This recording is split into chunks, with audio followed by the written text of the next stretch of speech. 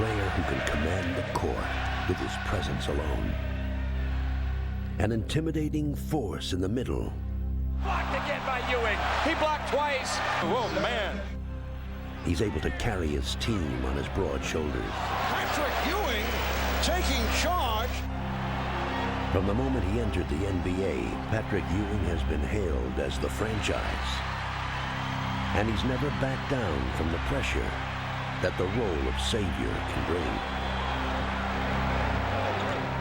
Patrick Ewing.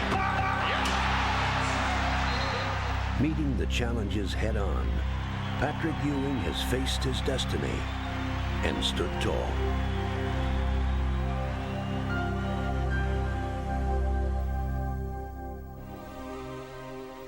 Though Patrick is celebrated as one of the world's premier players, he remains to many somewhat of a mystery.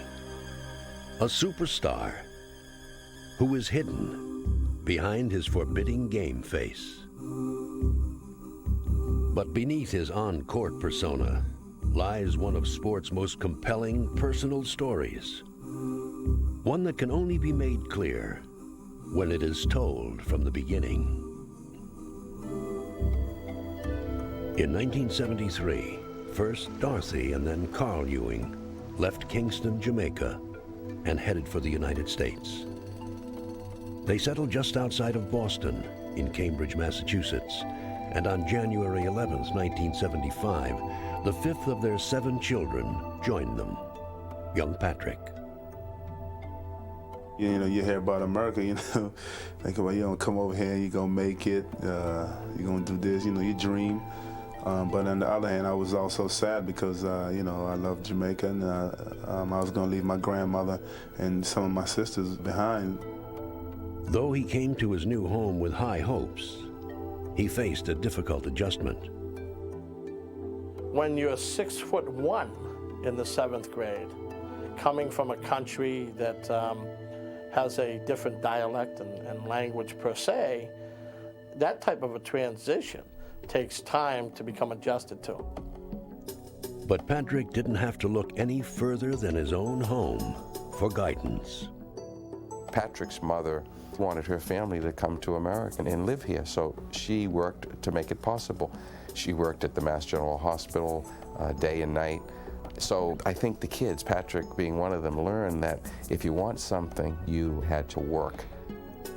Following his mother's lead, Patrick attacked his schoolwork with that same determination. When a teacher explained something and he did not understand the answer, he raised his hand and he would say, "Would you repeat that, please?" You would repeat it. If Patrick didn't understand it the second time, he would raise his hand and say, "Would you repeat that, please?" And once Patrick stopped raising his hand, he knew what you were trying to teach him, and you never had to worry about teaching him that again. But while Patrick pursued his academic goals, his destiny pursued him. You know, there's a park across the street from my house, and I was watching these guys playing, and they asked me if I wanted to play. And I said, you know, sure, but I don't know how to play. But they said it was okay because they just needed an extra body, so I played. I liked it. I mean, it was hard, it was rough at first. That's when they really started teasing me because I was so tall they couldn't play that well. I think at first he was somewhat frustrated. But once he started to see a little improvement, he wanted a lot of improvement. At age 14, the now 6'5" Patrick got his first taste of organized basketball with the Cambridge Ringe and Latin High School team. The one thing you knew is that once he stepped through the doors to practice, you were going to get 110% out of him every single day. I mean, he never ever had a bad practice when it came to how hard he worked. By 10th grade, Patrick had grown to almost 7 feet tall, and armed with his hard-earned skills, he now became a dominant player. The numbers went up. 30 points, 40 points, 25, 30 rebounds. The numbers went up. Leading his team to a state championship as a sophomore, Patrick became a local celebrity. But with his fame came jealousy. You used to read in the paper all the times, the kids would say, "Hey, it's not fair, you have Patrick Ewing." Well, they were right. Patrick Ewing was so far and above better than these other players. And there was a lot of animosity in the city because of it. There was a lot of bad feelings. When you're tall and black, you know, you're a target, and you're a pretty big target. Without warning, Patrick found himself the object of vicious taunting. They was holding up signs, Pat, you can't read. It was crazy. Going to some of the gymnasiums and hearing the words that were used, and I hate the word nigger, and it was used at some point. All those things, I think, really hurt Pat. At first, Patrick reacted as most young men would. You know, you got to stand up for your right. You know, once people see you doing that, then they'll leave you alone. But as he saw that the jeers would not go away, he responded with a wisdom beyond his years. What I've watched Patrick do is to adjust to difficult conditions and then face them, which is what good leaders do. I think basketball gave him the opportunity to release a lot of his tension and frustration. So eventually what he did was he took it out on everybody he played against. Oh, we loved it. I mean, we love going to other places, you know, people booing you. You know, you thrive off that, you know, make you want to beat the other team even harder. Patrick would lead his team to an incredible 77-1 record and 3 consecutive state championships. He was now known as the nation's top high school player, and he was hotly recruited by every major college, including those in his hometown of Boston. Some of those people that maybe were booing him and yelling things at him before suddenly thought, well, hey, this would be pretty cool if we can get Patrick Ewing to play in Boston. Everywhere Patrick went, he felt the pressure to play at home.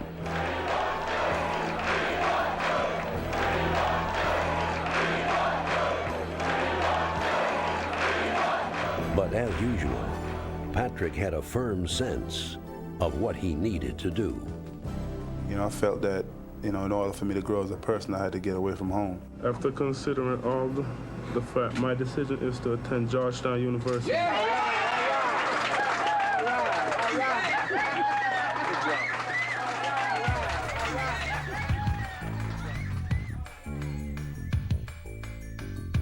In Washington, D.C.'s Georgetown University, Patrick found the perfect place to pursue his goals. And in Coach John Thompson, he found the ideal mentor to help him. I can remember the day he came in, and you know, I was just sitting there mesmerized. You know, my mouth was a gateway on my you know, the way he spoke. He was a very good speaker, very articulate, and you know, it was a center. A former NBA player, Thompson was the ideal coach for Patrick. He would instantly install him as the centerpiece of his team. And though just a freshman, Patrick eagerly shouldered the burden. Ewing send it in, Patrick. Blocked by Ewing. Amazing. Here's another one. Another block by Ewing. Double team baseline gets it off for Ewing. We're on Addison. 2. It didn't take Patrick long to reward Coach Thompson's faith as he quickly grew into his role. When he came to Georgetown, not only did he lead by word, he also led by example, by his work ethic. Every time he walked out on the floor, whether it was the practice floor or whether it was the game floor, he always came to work hard and always came to play. The Hoyas would follow their young leader all the way to the NCAA Finals, where they would face North Carolina and college basketball's most talented trio, featuring Sam Perkins, James Worthy, and Michael Jordan. The Tar Heels were the heavy favorites, but it would be Ewing who would strike first. James Worthy, and that'll be goaltending. Nice pass, baseline, Jordan, and we're going to have goaltending again. Pat Ewing starting to take control inside. Nice pass to Perkins. Ewing got a piece of it. Perkins, Ewing again, and that'll be a fourth goaltending call. And Ewing's all over the place. It came to the hole, I was, you know, going for him. Worthy, and that's 5 goaltending calls up Pat Ewing. Ewing is incredible around the back. I was just pumped up. I was ready to play. I was ready to win. Playing with fearless abandon, Patrick refused to let his Hoyas succumb as he carried them at both ends of the court and staked them to a 1-point lead with only seconds remaining. A 1-point lead for Georgetown. The tie, 18. Shot, Jordan, Michael Jordan, 14 seconds. Brown. Look for Sleepy Floyd. Oh, he threw it to the wrong man. He threw it to Worthy. It's over. It's over. Despite their heart-rending defeat, Ewing's Hoyas had made a grand entrance onto the national stage. With their bold play, they had captured the attention of fans across the country and become an instant media sensation. A lot of hype, you know, they built it up. It was so, you know, so big. But with their new fame came new problems. As John Thompson tried to shield his young team from public scrutiny, the press responded with angry reprisals, and, as usual, the center of the storm was Patrick Ewing. They criticized Coach Thompson, they criticized Patrick. They would sometimes say we were physical, we were, you know, the Hoya paranoid. I mean, they said everything. But as he had learned from his days in high school, Patrick reacted by calmly ignoring his critics and focusing steadfastly on his goals. He was not a person who sat there and said, oh, what they wrote about me was wrong, or what they said about me was incorrect. Somebody's got to jump up and explain that to him. You know, Patrick has never been that kind of person. I didn't care what, you know, people on the outside was thinking. You know, just as long as in our family that we were close together, we knew what we had to do. We had to go out and play hard, play good defense, and win ball games. That was it. But the challenges that he faced in his early years at Georgetown would pale in comparison to what he confronted as he prepared for his junior season. Somebody told me Coach Thompson wanted to see me. And I'm like, you know, what's going on? So I went into the office and, you know, he told me to call home. And, when, you know, the way that he said it and the way that he looked, I knew something was wrong. And I just started crying, you know, tears started coming down my eye. I called home. Then my little sister answered the phone, and, you know, she told me that my mother had passed. And it was real tough for me to lose her, and especially lose her, you know, without, you know, it just happened. You know, it was rough. It was rough. You know, I didn't feel like coming back to school. I didn't feel like playing any basketball. Matter of fact, I was going to quit. But my family taught me into, you know, coming back, saying, you know, that she would want me to come back and to get my degree and to continue to play. Because, you know, that she knew that I loved it so much, so I decided to come back. He returned back to school with a lot of burden and never said one blessed word, and fulfilled his obligation in the classroom and played as hard as he possibly could. Patrick would once again deal with adversity by channeling his emotions into his play. Attacking his opponents with renewed ferocity, he helped make his Hoyas into the nation's most intimidating team. He's mobile. Oh, another block by Ewing. A message. Look at that block by Ewing, and it's called Georgetown ball. What effort by Ewing. Blocked by Ewing. Guys were scared of him. I mean, around the country, when you get in the paint against Patrick Ewing, it was very intimidating, to be quite honest. Playing with an unquenchable desire, Patrick would again lead his Hoyas into the NCAA finals. But this time, he would refuse to let them lose. Patrick Ewing with a jump shot. Beautiful by Ewing. Oh, did he time that perfectly? Outdueling Hakeem Olajuwon and his Houston Cougars, Ewing gave Georgetown its first national championship. Pat Ewing has been absolutely awesome. It's over! It's over! Georgetown, that's the ball game, the national champion. They feel so, you know, good. We worked so hard to get here, you know, we finally won it. We just feel, you know, feels great. For Patrick, the following year would be one of the most eventful of his life. He would win an Olympic gold medal, take his team to the national championship game for an incredible third time in 4 years, and win college basketball's Player of the Year award. But for him, the most important accomplishment was yet to come. fulfilling the dream that he and his parents had cherished. He would graduate. And I remember one time going and talking with his mother. I told her I felt it was my responsibility to let you know that this young man is capable of making a lot of money if he were to leave Georgetown. And she slammed on the table and said that she wanted him to get a degree and that she wanted him to stay in school. When he went up to get his diploma, there's no doubt in my mind that Dorothy was in heaven looking down upon Patrick, that she enjoyed that moment and walked that walk with him. I had dedicated that day to my mother. I told myself I was going to graduate for her.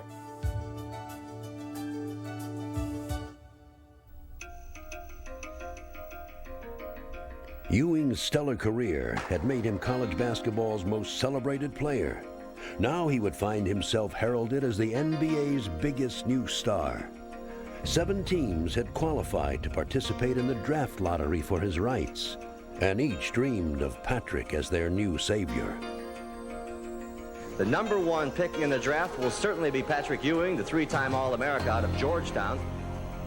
Ewing was the key at that time, and everybody knew going into the lottery that if you could get Ewing, you got a franchise player for the next 12, 14 years. You know, I wanted to go to New York. New York was my first choice. And as each successive pick unfolded, Ewing and the Knicks moved closer to a mutual destiny. Yeah, I really didn't get nervous until it got down to the last 3. And then all of a sudden, boy, I started sweating. I said, my God, we got a chance. With 2 teams remaining, Ewing would either be a Knick or an Indiana Pacer. I was like, let it be New York. The second pick in the 1985 NBA draft goes to the Indiana Pacers. Basketball is back in New York City, my friend. In Ewing, Knick fans saw a hero to revive their once proud franchise and quickly thrust him into the New York spotlight, long before he took the court. He's going to take us to the championship in New York. They see Patrick Ewing, the star of the Big East, come into New York, and they expected a championship right away. His much-anticipated professional debut was the hottest ticket in town, and it was only fitting that it came against Moses Malone, the league's most dominant center. Third year. Misses, and Ewing says hello to the NBA. Moses just got introduced to Patrick Ewing. Somebody shot the ball and came over his back and got the dunk. That was like, Patrick Ewing era has begun. Then Moses kicked my butt. It was to be the first of many lessons Ewing would be taught that season, as he would find for the first time that he was unable to dominate at will. So it looks like a frustrating evening building here for Patrick. Though he would manage to win Rookie of the Year, talk of a championship in New York had halted, as the Knicks would once again finish in last place. Oh, it was rough. I mean, my rookie year, we won 23 games. I got hurt. It was booing us. In his second year, the Knicks would win only 24 games, as Ewing would once again fall prey to injuries and inflated expectations. He'd won on every level, and people expect you to come in and turn the franchise around right away. Well, basketball is a team game, and one person can't do it by himself. And the first couple of years, he had some injuries, and I think the fans got down on him a little bit.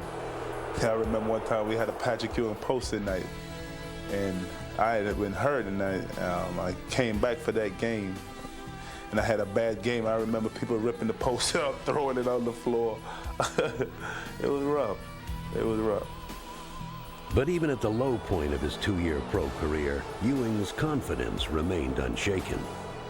I felt bad for him, and when I finished my post-game remarks, I walked over and I put my arm around him and I said, "You doing okay?" And he looked over and, like he always did, and he said, "I'm fine." And I walked away from him that night thinking this guy's going to be great.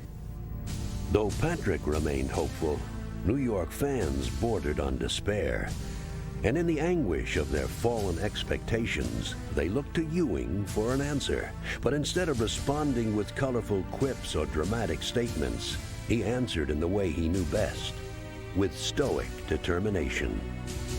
He kept a blank face at all times, and he really didn't talk to the media much, but you know he was hurting. You knew. He's got an awful lot of pride. So you knew it, but he never would talk about it. You're not going to change people's perception of you. I'm intense, I'm focused, and I have something to set out to do, and I'm going out to do it. Entering the 1988 season, Patrick prepared to again wage his personal battle to revive his team. But now he would finally get reinforcements. New coach Rick Pitino would install a running game that was perfectly suited to Ewing's full-court prowess. And rookie point guard Mark Jackson would deliver him the ball. Jackson for Ewing. The relationship that we had on the court from the first day of practice, something just clicked. And I knew I was in good shape with Patrick Ewing on the floor with me. Jackson with the step for Ewing. Ewing, good look, layup, good. Jackson with the ball. Oh, Ewing, incredible. You didn't even have to call a play. He knew what I was thinking. I knew what he was thinking. We fed off of one another. A steal by Ewing. Jackson keeping it alive, finding Ewing. With Patrick leading the way, the New York revival began. Alley-oop to Ewing. That'll make the Garden war. Ewing jumping out. And it's a 3-on-1. Here's Ewing. It's all going New York's way again. And as the season drew to a close, the emotionally charged Knicks found themselves challenging for a playoff berth. Stefanovic on the move. And it's all over. The Knicks make it to the playoffs for the first time since the 1984 season. I remember Sidney Green diving on me. I'm on the floor. I'm like, get off my leg, trying to hurt me before the playoffs start. Though New York would lose to a veteran Boston Celtic team, Patrick made the most of his playoff debut and was determined that it was only the start of things to come. He knew he was the man, and he knew sooner or later that with the right situation, with the right players around him, it would happen, and the Knicks got the right people around him, and things started rolling again. Building on his postseason performance, Ewing continued to elevate his team and his game. And now Ewing is turning it on. Rebound Ewing. Would you say Ewing's had an effect? He is controlling the game. Ewing, not the shot you want, but he hits it. Patrick Ewing has hit the 40-point plateau. Behind Patrick's inspired play, his Knicks set a new standard for home court dominance. They got the record. 21 straight home victories. We're going down in the record book as one of the best teams that ever played at Madison Square Garden. And for the first time in 5 years, Patrick gave New York a taste of playoff success. The Knicks have swept the 76ers. They have reached the East semifinals for the first time since back in 83-84. Patrick became the Knicks pretty much. He was our go-to guy. He was our franchise guy. Patrick not likely to shoot it. Though Stu Jackson took over for Rick Pitino in the 1990 season, Ewing didn't miss a beat. He would be voted the All-Star team's starting center. At center, making his first start in 4 All-Star appearances from the New York Knicks, Patrick Ewing.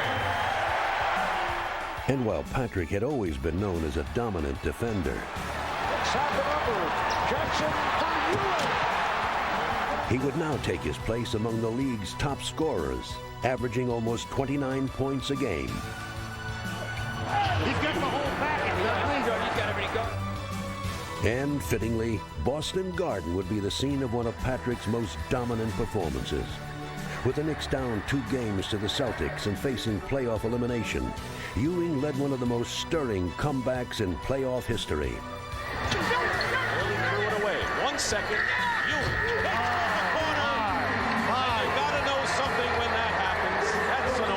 It was great. I remember coming off the court, I had a lot of friends and family at the game, and I pointing at them up in the stands, and yeah, I told you we was going to do it. It was great. Entering the 1991 season, the Knicks seemed capable of challenging the NBA's elite. And Ewing, beginning his 6th year as a pro, looked forward to completing New York's transformation into a championship contender. But as the season began, the Knicks inexplicably struggled. Oh, what a ridiculous shot. Stu Jackson would be fired 15 games into the season and be replaced by John McLeod. But changing coaches would not prove to be the answer, as the Knicks suffered their first losing season in 3 years, and an embarrassing playoff blowout to the Chicago Bulls. A facial, this one, right at Patrick Ewing. The year would prove especially difficult for Ewing, who in the prime of his career found himself farther away than ever from a championship. Oh, it was rough. It was rough. I mean, we thought that, we were going, go far that year. But, we didn't. To complicate matters, the front office was changing once again.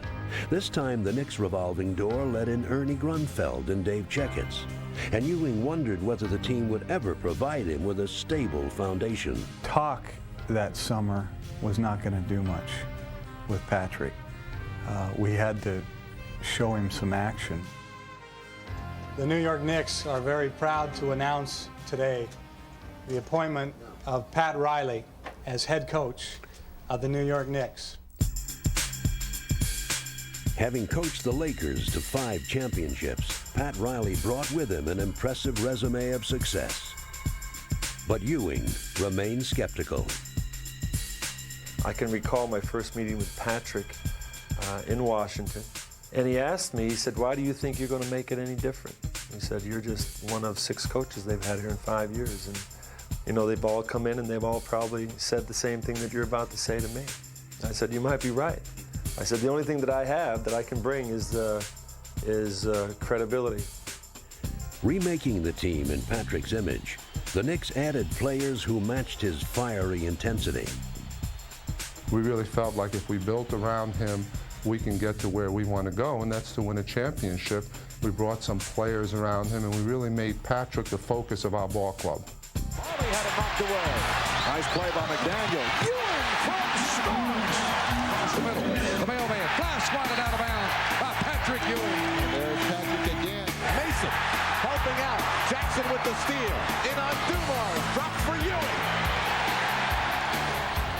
The 1992 Knicks would execute a dramatic turnaround.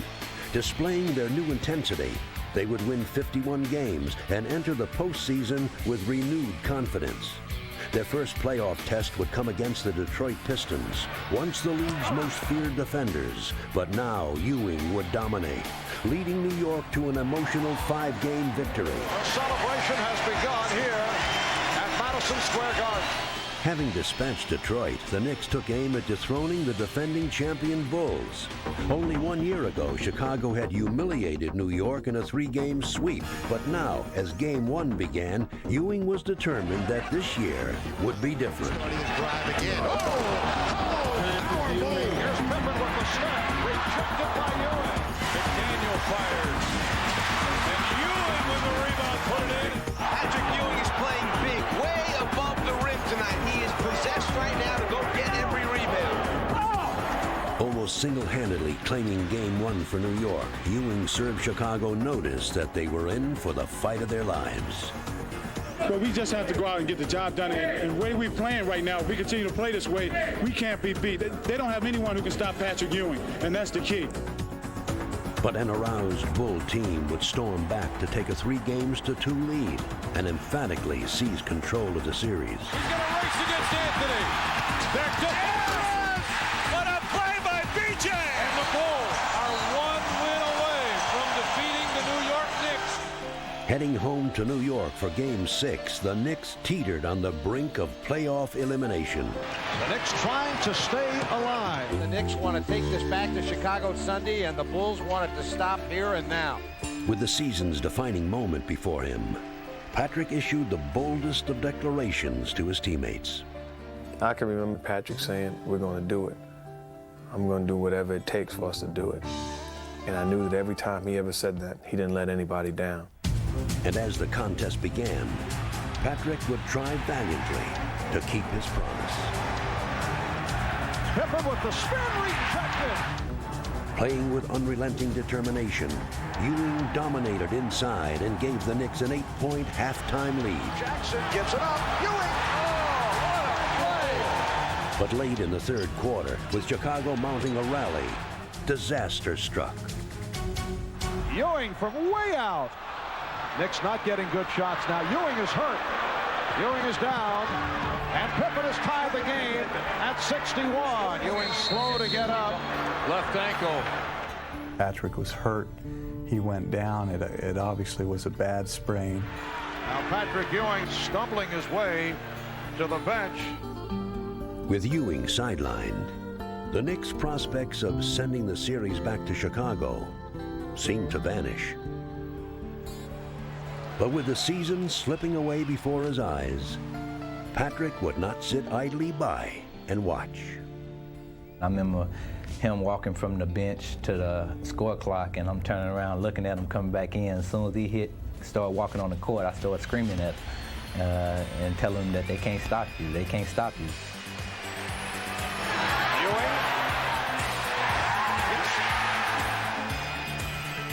With Patrick leading New York on an inspirational charge, the Knicks would bury Chicago in the fourth quarter. A hobbling Patrick Ewing gives the Knicks an 11-point lead. The spark, the emotion, the fire that he had in that game was just phenomenal.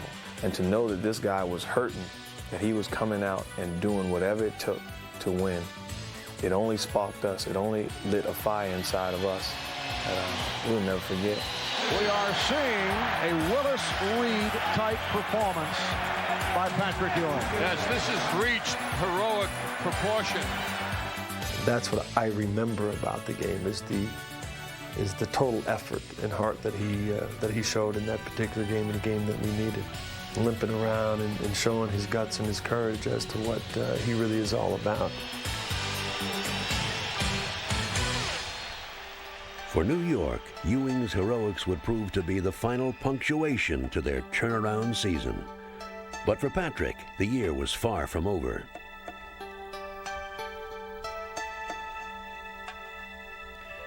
He had been chosen to take part in his second Olympics, this time as a member of the fabled Dream Team. It was an honor that placed him as one of the game's 10 best players and sent him off to Barcelona, where he would gain a unique opportunity to spend time with his superstar peers. With all these stars on the team, if it comes down to the last shot, who's gonna take the shot? Me. I know all the guys, but I never got the opportunity to spend a lot of time with them. I thought it would be a great opportunity to do that and cultivate the friendships. His newest friendship would be formed with one of the game's greatest legends. Got to know Larry Bird a lot better. Usually I just know him from the court and talking stuff. We battling. But, he's a great guy. He's down to earth, funny. But I don't think this team could beat our 86 team in Boston. Larry, everybody's talking about the game. That's just because Patrick Ewing's not a real center. Tell me about the Harry and Larry show. Larry? The Harry and Larry show, so everybody just picked up on it. I'm trying to pick his mind. Larry is one of the best players that ever played the game, and I'm trying to pick his mind to see what he did to get himself there. That's a story. Patrick said I could pick his mind. It took me 3 minutes. Now he gets a chance to come back and start picking on mine. Took me one. On the court, Patrick continued his give and take with his new teammates as they seamlessly blended their styles and rolled over all competition. Bounce to Ewing, underneath, reverse layup is good. He did not use the backboard. And Ewing saves the night for USA. Magic down into Ewing. Ewing! Oh, what a play! And the United States now leads by 50. As he played with other superstars, Ewing seemed only to shine brighter.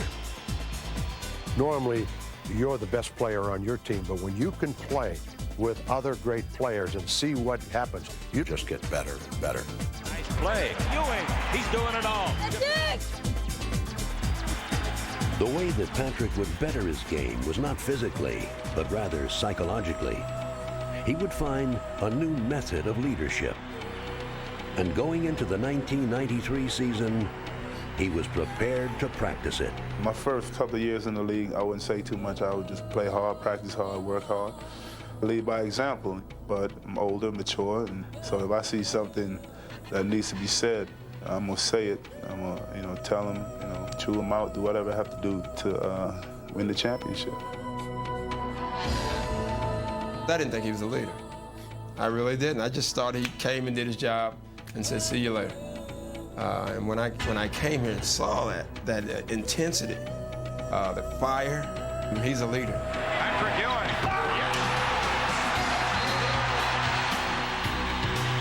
Rejected by Ewing. Patrick Ewing is answering the call defensively. If you're the Knicks, you go right to Patrick Ewing. Starks to Ewing for the slam. Patrick Ewing threw that one down with authority. This season would see Patrick lead his Knicks to the best record in the East with 60 wins. He would help them garner a second straight Atlantic Division title. And in the process, he would convince many around the league that he was the NBA's best player.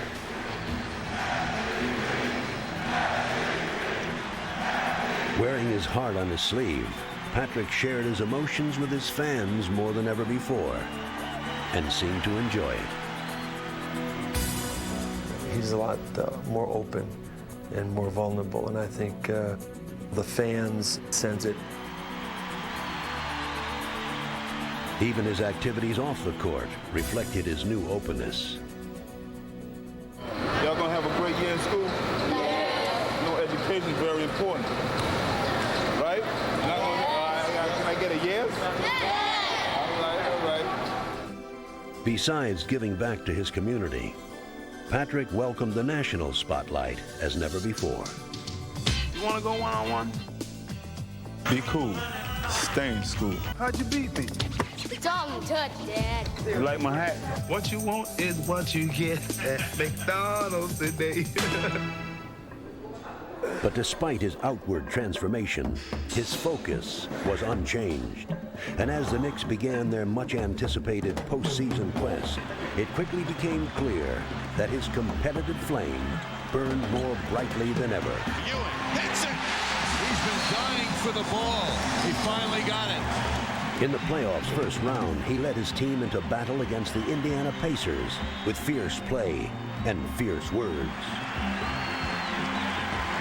And Starks and Miller go at each other, and John Starks has been thrown out. Look at Ewing's reaction. I've never seen a teammate treat another teammate that way. Oh, they are so upset with Starks. I kind of lost it for a second, and he was letting me know that I'm too important to be in the locker room instead of out there on the court. With his team in line behind him, Ewing helped dispatch the Pacers and propelled the Knicks confidently into the second round against the Hornets. It was the marquee matchup of former Georgetown centers, the rookie Mourning, the veteran Ewing. Although his Georgetown protege Alonzo Mourning spearheaded a spirited Charlotte charge, Ewing was again simply too much. Ewing, oh, beautiful move. Student, this is how the teacher does it. Ewing in the paint. Oh, he has been unstoppable, an MVP performance. And for the first time in 19 years, the Knicks were headed for the conference finals. As the series began, it seemed as if Patrick's long-awaited trip to the championship series was finally at hand. Finding Purdue, rejected by Ewing. Playing with breathtaking determination, he carried the Knicks to 2 resounding victories against the defending champions.